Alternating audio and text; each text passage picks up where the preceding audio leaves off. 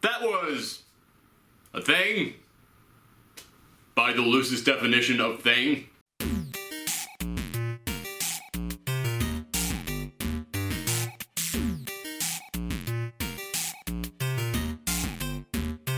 Hello everyone, it's me, Aaron, Professor Thorgi, your guide to all things geeky, and welcome to another episode of Comic Class, the show every single week on this channel where we just geek out about comic books.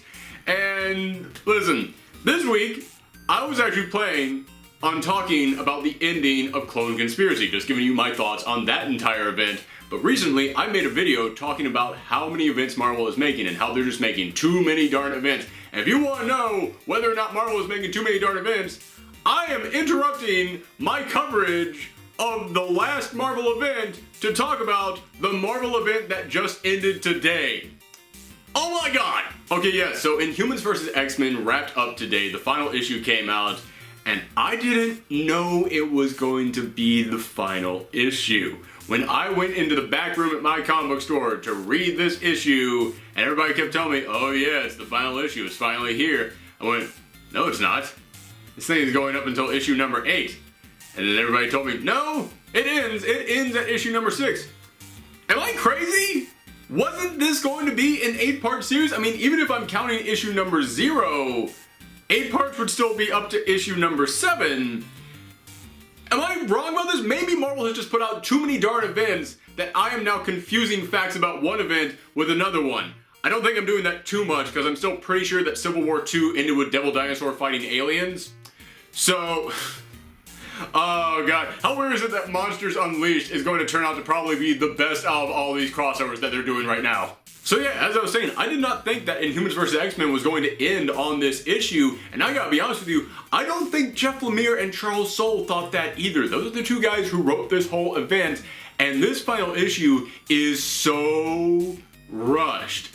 Listen, this entire event, yeah, it's basically just been the X-Men immediately fighting the Inhumans, which, in all honesty, hey man, they promised us X-Men fighting Inhumans, they delivered on that, I'll give them that much.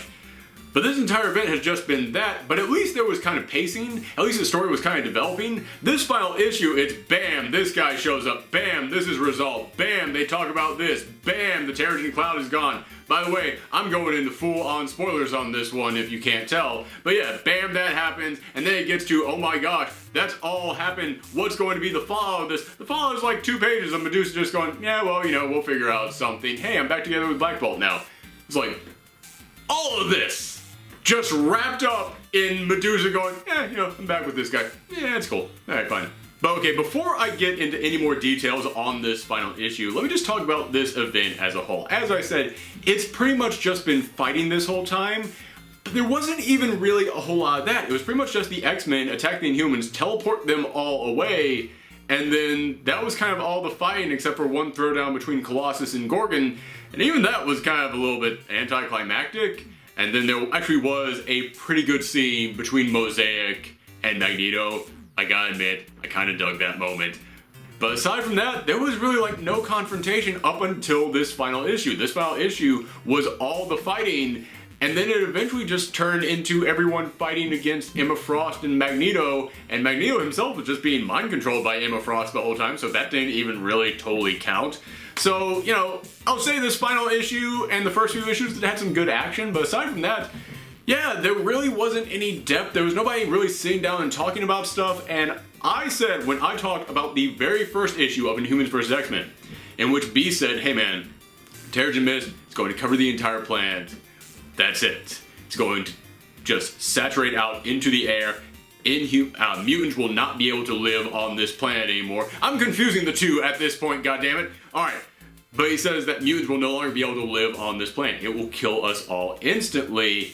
I have to go and tell the Inhumans about this. And the X-Men are just like, nah man, we know what will happen. We know that they will not listen to us. We have to attack. That's our only option. I said when I talked about that very first issue, please, please, please do not do the thing where at the end of all this, Medusa finds out that that's why they attacked, and she says, why didn't they tell us? Don't they know we would have worked with them? They literally did that exact thing. And I would love to come in here and say, well, yeah, but you know, when I saw it in context and I saw how they actually did it, it actually came out okay. No, it didn't. It really just made me go, oh, so there was no point to any of this. You could have just resolved all this by just talking it out. Cool. Cool. And I'm giving them a little bit of slack on the X-Men just straight up attacking them, partly because, yes, this was a matter of survival, and yes, they saw how they treated Cyclops, or who they thought Cyclops was, after he destroyed the first Terrigen Cloud. Yeah, okay, I'll give him a little bit of slack, but I'm also going to give him a little bit of slack on that because it's pretty obvious that Emma Frost was probably psychically influencing a couple of them to be more aggressive towards the Inhumans rather than deciding to talk it out with them. I know a lot of people are really upset because Emma Frost is now back to being a villain. In fact, she's not just a villain, she's even wearing a Magneto-style Cyclops helmet, which I gotta admit, it's not a bad-looking helmet. If you wanted to merge the Magneto helmet with Cyclops' old mask, they actually did a pretty decent job. It's a pretty intimidating mask. And she's now wearing that, and she is now basically the new leader of either the Hellfire Club or the Brotherhood of Evil Mutants. She's basically become the new Magneto. Now that Magneto is a good guy, by the way, no, I will not be talking about that Secret Empire cover. I don't know all the details on it just yet, so I'm not going to freak out just yet. I have to address that right now, because you guys have been contacting me non-stop on Twitter and Tumblr about this. I'm going to wait and see on that. But for the time being, Magneto is still trying to be a hero. So my point is, now that Magneto is a hero, they need someone to be the new leader of all the bad mutants. So they have chosen Emma Frost to be that. I know people are very upset that Emma Frost has gone back to being a villain. I'm upset too, but I can understand it. Because the whole reason why Emma Frost became a villain in the first place is because she lost a lot of people who were very important to her. And after all this time, she finally opened up, she finally found someone that she loves, she found someone who was important to her again, and then he died. If there's anything that would push her back to being a villain, it's that exact same thing. So, alright, you know what? I don't want her to be a villain, but at least you gave her a reason to become a villain again. You put her in a situation that, yeah, I can buy her doing that. So, that's all I'm gonna say at the moment. I'm just gonna back away from Emma Frost. I'll also say, I kinda dig her new outfit. Aside from the fact that it has no pants, it is an evil looking outfit. But for God's sakes, give her some pants. So okay, I'm going to cut them a little bit of slack on having none of the X-Men talk to the Inhumans because I can look at it and go, alright, there's a reason why they wouldn't discuss this with the Inhumans. But yeah, it really just upsets me that this all could simply have been resolved by them going to Medusa and going, hey man, we're all about to die. This is it. What are you gonna do? Because how much more dramatic would it have been than if the Inhumans had to discuss this and then they all kind of was like, well, I think we should declare war on the X-Men. Well, I think that's wrong. And we actually had some Game of Thrones stuff going on in there. How many times do I have to say this? The Inhumans are not the X-Men like. The Inhumans are Game of Thrones in space. We could have gotten some great political discussions going on in the Inhuman royal family over whether or not to let the mutants all die. And then of course we, the people, would be like, of course you let the mutants live. Why are you not going to save the mutants? But then you could actually get into each of their heads and see where they're coming from. Oh man, it could have been so much better. Anywho, okay, sorry. I know I am all over the place here, guys, but I just read this and it's still just fresh in my mind. I'm still trying to let it all congeal. So you're just watching that process happen live. But one of my problems with this event is that it really didn't feel as epic as I felt it should have. I mean, this is something that's been building up for years now at this point. It's something that we've all kind of been dreading. We've all been wondering what's going to happen. And then when the actual fights start, you don't really see many fights. You see some big splash pages of a bunch of characters going at each other, but we never really got a throwdown between anybody. We got to see Colossus fighting Gorgon, but that was pretty much it. And they really did hype this up like, oh, it's going to be this character versus this character versus this character. It really wasn't. It was really just kind of like random characters going at each other from one scene to the next. So I thought that the fights were actually kind of weak. I mean, the artwork was pretty darn good. I'm not going to blame any of the artists on that. It's just simply that, hey man, they didn't ever stop to actually focus on any of the fights. And the fights and what will happen to the mutants were the two big questions of this giant event. And the fights, yeah, they were a little bit light. But I will say, when it actually gets to what is the fate of the mutants, I've been saying this whole time, if you actually have the Inhumans wipe out the mutants, no one will ever like the Inhumans. The Inhumans this whole time have been getting treated like Marvel coming up to a kid who has their favorite toy and going, hey, this toy is so much cooler. It does all the stuff that your toy does, but it does all these other things. Isn't that so much better? Don't you love this new toy? And they're like, oh, that's nice, but no, I like my toy. If the Inhumans just take out the mutants, or if they convert the mutants to being Inhumans, which is what so many of us thought was going to happen, then that would basically just be like that person taking that kid's toy, ripping its head off and going, now you have to play with this. No one will ever like that toy at that point. And I will say, there came that moment where I wanted to stand up and cheer at the end of issue number 4, where all the new Inhumans, like Miss Marvel, Moon Girl, Mosaic, they learn that the reason why the X-Men are attacking is because they are hours away from being wiped off the face of the earth. That is it. They are going to be completely destroyed. And when they learn that, they go, I'm not okay with this. And I wanted to cheer because, dear God, none of us are okay with that. And don't take some of our new favorite characters like Miss Marvel and Moon Girl and make them be the poster child for wiping out the mutants. Nobody wants that. So I was overcome with joy when they finally stood up and said, this ain't happening. We're not okay with this. We are not with these guys over here. It almost feels like that was the moment when all the executives up on Big Marvel Top Mountain leaned over to Whoville, where they just stole all the X-Men away, listened, and heard everybody still chanting the old X-Men theme song and went, how are they doing this? We took all their X-Men away! No! I've been watching The Grinch Who Stole Christmas too many times, people. I'm sorry. But okay, let's get into this actual issue. Let's actually talk about what came out today. Let's talk about the big resolution and how I feel about that resolution. First thing I'll say is they did not turn the mutants into Inhumans, and they did not teleport all the mutants away to their own separate planet. The two different things that I was worried that they were going to do, they didn't do that. They actually did just get rid of the Terrigen Mist. So we should all be happy, right? Kind of. Yes, I'm glad that the Terrigen Mist is gone. I'm glad that the mutants are no longer being poisoned. I'm glad that we're now going to get brand new mutants. And I'm glad that eventually the Inhumans will discover new Terrigen crystals and they can go back to space and go back to being that cool, unique thing that they used to be. But I still have some problems with it. And my first problem is, as I said, this final issue was rushed. As I said, I could have sworn this thing was going to be 8 issues long. I did not know it was getting wrapped up all in this final issue here. And it is so incredibly rushed that when I look back at how everything had kind of been building up, at that exact moment where I cheered, when the new Inhumans said, guys, I think we might be working for the bad guys on this one. I do not think that we should be helping to take out all the mutants. It really feels like that's the moment when the guys at the Marvel head office came down and said, no one's buying the Inhumans. Stop killing the mutants. We have to save the X-Men. And it really feels like they just boiled a pot of coffee and rewrote this whole thing overnight. I remember when I was a kid and Peter Parker stopped being Spider-Man and his clone, Ben Reilly, for a whole year was Spider-Man and people hated him. Except for me. Because I swear to you, fun fact about Professor Thorgi, the very first comic book that I ever picked up was the issue of Spider-Man where Peter Parker stopped being Spider-Man and Ben Reilly took over. So for my entire first year of reading comics, Ben Reilly was my Spider-Man. So when Peter Parker came back and everybody was cheering him, I looked at Peter Parker and said, who the hell is this guy? Who's this guy who thinks that he can come in here and take the place of the one true Spider-Man, Ben Reilly? Again, I will not be having a chance to talk about clone conspiracy. My apologies.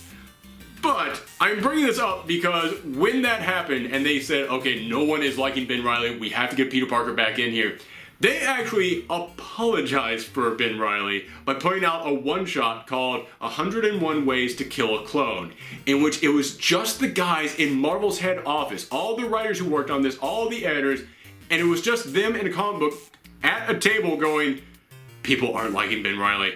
How can we get rid of him? And it was nothing but all the pitches that they had for how to get rid of Ben Reilly. It was nothing but like 2-page stories of each of the editors going, okay, what if this happens? Okay, what if he just melts there on the street one day? Okay, what if a third clone suddenly appears? It was all these crazy ideas. It was one of the weirdest things that Marvel has ever done.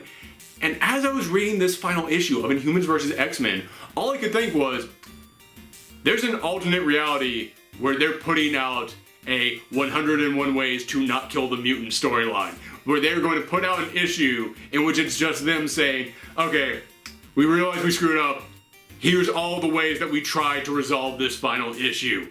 Because it really does feel like they had a different storyline here. It really does feel like this was not how this storyline was going to wrap up, but they just heard everyone out there complaining about this and not getting behind the Inhumans, and it made them eventually just go, alright, fine, rewrite time. Because the issue starts off with them fighting, then halfway through the issue they learn that Emma Frost has been the evil one manipulating all of this whole time. Then all of a sudden, out of nowhere, a bunch of giant Inhuman hunting Sentinels pop down, and Forge even says, yeah, I think Emma Frost psychically controlled me and made me build these things. And I was like, that seems like an entire storyline that we could explore right there. That seems like something that we could have had an entire issue devoted to. And then the Inhuman hunting Sentinels start fighting, but then they're immediately destroyed. Like, they're around for like maybe 2 pages. Like, that was it. And then they are instantly taken out. And it's the thing where the Inhumans and the X-Men have to team up. But I mean, you don't even really see them team up. You see Old Man Logan and Inferno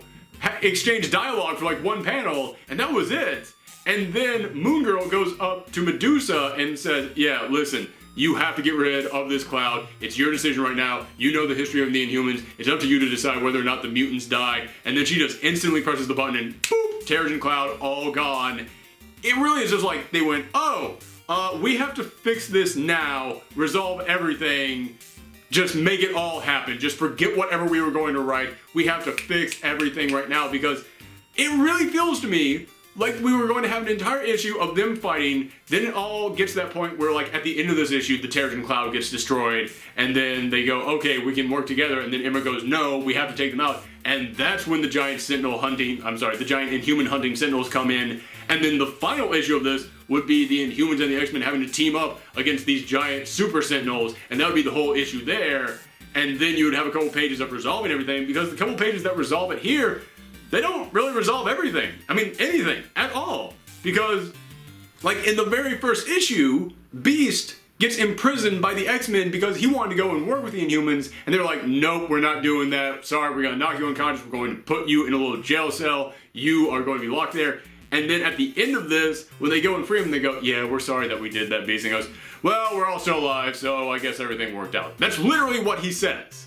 I was like, really? You're not even the slightest bit ticked that they knocked you out so that they could go and kill the people you've been trying to work peacefully with? You have no feelings about this at all? You're just totally okay with it? You're not going to at any point say, screw you guys, I'm going back to work with the Avengers again? Which, how good would Beast be on the new Avengers team? That would be awesome. But yeah, that's all. And then the final 2 pages of this is just Medusa going, hey man, the Inhumans, they're all about change, but this is who the Inhumans are now, so hey, I guess I can live to deal with that. Oh, and by the way, I'm back together with Black Bolt. Cool.